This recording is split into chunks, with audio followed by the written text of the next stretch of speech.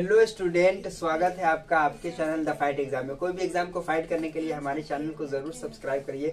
चलिए आज के इस वीडियो में मैं आपको बताने वाला हूं और आज के क्लास में आपको पढ़ाने वाला हूं इससे है ना निबंध मजमून। ठीक है, देखिए उर्दू में इसको मजमून कहते हैं, हिंदी में निबंध कहते हैं और इंग्लिश में एस्से कहते हैं। ठीक है, देखिए अभी हम निबंध की बात करेंगे। ठीक है, और ऐसे लिखेंगे। अगर मौसम के बारे में रहेंगे, देखिए 5 ठो मौसम जो होता है उस मौसम के बारे में लिखना होगा। तो आज मैं आपको ये ट्रिक दे रहा हूँ। ठीक है, यही ट्रिक आप इस्तेमाल करेंगे और उसके बाद देखेंगे कि आप बड़ी अच्छे तरीके से लिख भी पाएंगे और 2 से 250 शब्द तक लिख भी पाएंगे। ठीक है, तो ट्रिक क्या है? सबसे पहले क्या करना है, भूमिका लिखना है। ठीक है, भूमिका लिखना है, इसका मतलब है कि परिचय देना है। जैसे मान लीजिए कि मैं सर्द मौसम की बात करता हूँ, तो सर्द मौसम की बात करूँ तो यहाँ पे क्या होगा, जैसे कि सर्द मौसम है ना, भारत में जो है 5 मौसम होते हैं, उसमें से ठीक है, उसमें से क्या होता है, सर्दी भी एक मतलब कि मौसम है।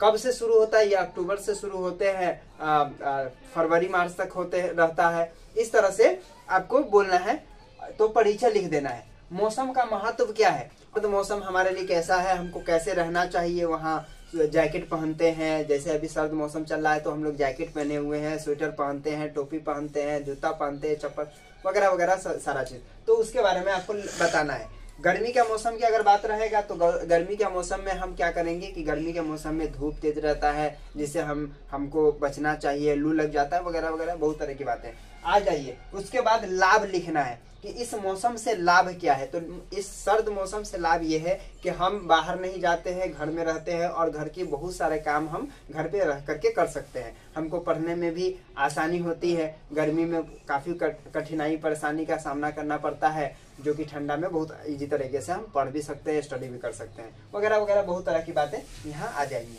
उसके बाद इसका हानि क्या है, आप जानते होंगे कि कई सारे लोग बीमार पड़ जाते हैं, कई सारे लोग को हवा लग जाता है, कई सारे लोग की मृत्यु हो जाती है इसमें, तो ये हानि हो गया। अब उसके बाद इस सब का निष्कर्ष क्या निकलता है, तो उपसंहार। ठीक है, उपसंहार बोलते हैं, इसका निष्कर्ष क्या है। ठीक है, तो निष्कर्ष ये हुआ कि ये मौसम चूंकि हमारे लिए तो सही है, लेकिन यहाँ पे थोड़ा सा सावधानी बरतनी चाहिए, ताकि जो है हमारा नुकसान ना हो, है ना। अच्छे तरीका से हमें इस मौसम को एंजॉय भी करते रहना चाहिए, गर्म कपड़े पहनना चाहिए वगैरह वगैरह। ठीक है, अगर इसी तरह से गर्मी का मौसम है तो क्या कहेंगे कि हमें घर से बाहर नहीं जाना चाहिए, लू लग जाएगा, है ना। हमें पानी पीते रहना चाहिए, है ना। बरसात के मौसम है तो बरसात के मौसम में क्या कहेंगे कि बरसात के मौसम हमारे लिए सही होता है, क्योंकि पूरे खेत हरियाली से भर जाता है। लेकिन वही ज्यादा बारिश हो जाने के कारण बाढ़ आ जाता है, जिसके कारण जो है हमारा फसल बर्बाद हो जाता है ना। इस तरह से ठीक है, तो पूरा अकाल पड़ जाता है, वो भी हमारे लिए खतरनाक है। तो इस तरह से मौसम का कोई भी रहेगा तो आप इस तरह से